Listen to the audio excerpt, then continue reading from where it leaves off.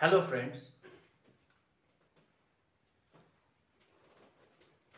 তোমাদের সকলকে স্বাগত জানাই read and learn with Soumyajit sir YouTube চ্যানেলে। আজকে আমাদের বিষয় হচ্ছে আর্টিকেলস।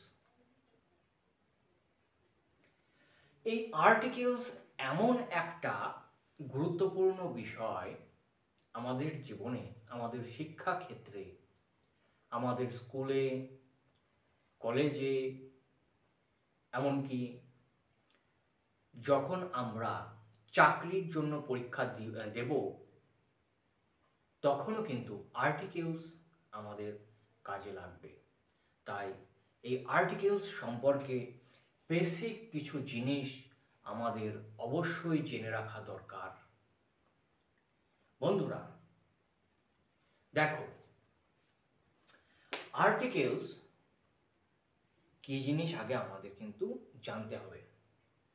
আমি খুব সংক্ষেপে আর্টিকেলস সম্পর্কে বলবো। আর্টিকেলস হচ্ছে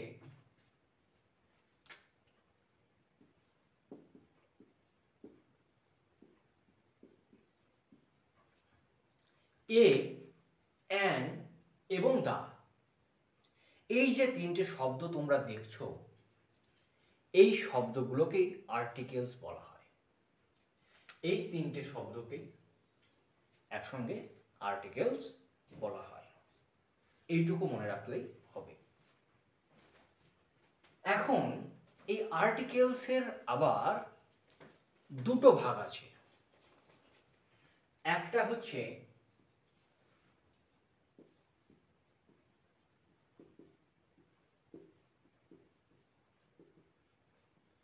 ডেফিনাইট আর্টিকেল, আর একটা হচ্ছে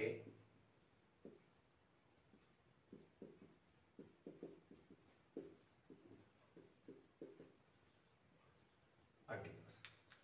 একটা হচ্ছে ডেফিনাইট আর্টিকেলস আর একটা হচ্ছে ইনডেফিনাইট আর্টিকেলস। এখন তাহলে প্রশ্ন হচ্ছে, ডেফিনাইট আর্টিকেলস কি জিনিস আর ইনডেফিনাইট আর্টিকেল কি জিনিস? তাহলে চলো দেখে নিই। এই যে তোমরা দেখতে পাচ্ছ দা শব্দটা, এই শব্দটা হচ্ছে ডেফিনাইট আর্টিকেলস, আর এ এবং অ্যান এগুলো হচ্ছে ইনডেফিনাইট আর্টিকেলস। দা হলো ডেফিনাইট আর্টিকেলস আর এ এবং অ্যান হলো ইনডেফিনাইট আর্টিকেল। বিষয়টা যদি আমরা এক্সাম্পলস এর মাধ্যমে জেনে নিই তাহলে কিন্তু খুবই সুবিধা হবে। তাহলে চলো দেখি বিষয়টা কি।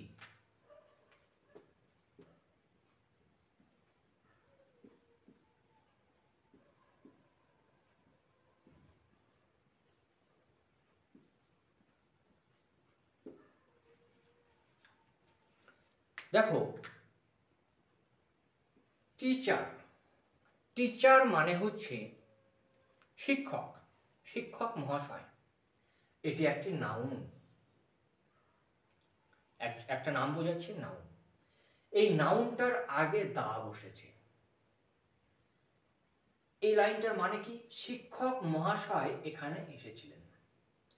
এই যে শিক্ষক মহাশয় বলছেন, বলা হচ্ছে, এই শিক্ষক মহাশয়কে একটা নির্দিষ্ট শিক্ষক মহাশয়কে বোঝানো হচ্ছে, যে কোনো নির্দিষ্ট শিক্ষক মহাশয়কে, যে সেই শিক্ষক মহাশয়ই এসেছিলেন। নির্দিষ্ট করে কিন্তু বোঝানো হচ্ছে, এটা কিন্তু অন্য কেউ নয়, মানে নির্দিষ্ট করে কোনো একজন শিক্ষক মহাশয়কে বোঝানো হচ্ছে যে শিক্ষক মহাশয় এখানে এসেছিলেন। তাহলে এই যে দা শব্দটা, এই দা শব্দটা টিচার শব্দকে নির্দিষ্ট করে বোঝাচ্ছে, শিক্ষক মহাশয়কে নির্দিষ্ট করে বোঝাচ্ছে। তাই এটা হলো ডেফিনাইট আর্টিকেল। তার মানে কি? তার মানে হচ্ছে যখন বা যে আর্টিকেলটা, মানে দাই হবে ডেফিনাইট আর্টিকেল, কোনো চেঞ্জ হয় না অ্যাকচুয়ালি। যখন নির্দিষ্ট করে বোঝায় তখনই তার আগে দা বসে।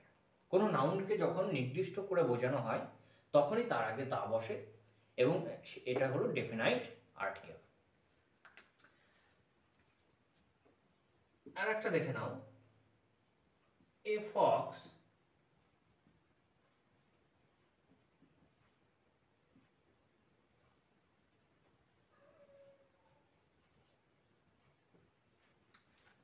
A fox lives in the jungle। তার মানে কি, একটি শেয়াল জঙ্গলে বাস করে।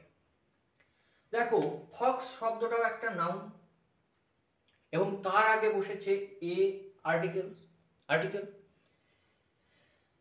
এটার মানে কি, এটার মানে হচ্ছে এ ফক্স, তার মানে কি একটি শেয়াল, তার মানে যে কোনো একটি শেয়ালকে বোঝানো হচ্ছে, কোনো নির্দিষ্ট শেয়ালকে কিন্তু বোঝানো হচ্ছে না। বলছে একটি শেয়াল জঙ্গলে বাস করে, নির্দিষ্ট করে কিন্তু সেই শেয়ালটিকে বোঝানো হচ্ছে না, যে কোনো একটি শেয়াল কিন্তু বোঝাচ্ছে এখানে। সুতরাং এটি অনির্দিষ্টভাবে বোঝাচ্ছে, নির্দিষ্টভাবে বোঝাচ্ছে না শেয়ালটিকে, তাই এটি হলো ইনডেফিনাইট আর্টিকেল। তাহলে ইনডেফিনাইট আর্টিকেল কোনগুলো? এ এবং অ্যান হচ্ছে ইনডেফিনাইট আর্টিকেল, আর দা হচ্ছে ডেফিনাইট আর্টিকেল। তাহলে বন্ধুরা আমরা ডেফিনাইট আর্টিকেলস সম্পর্কে জানলাম, ইনডেফিনাইট আর্টিকেলস সম্পর্কে জানলাম, আর্টিকেল কি জিনিস সেই সম্পর্কে জানলাম। এখন বিষয় হচ্ছে এইগুলো আলাদা আলাদাভাবে ব্যবহারের নিয়ম আছে। কার আগে এ বসে, কার আগে অ্যান বসে, কার আগে দা বসে, এগুলোর আলাদা আলাদা নিয়ম আছে। সেক্ষেত্রে বন্ধুরা আমরা ওই নিয়মগুলি পরবর্তী ভিডিওগুলিতে জেনে নেব এবং শিখব। আজকে আমাদের ক্লাস এখানে শেষ হচ্ছে। ধন্যবাদ।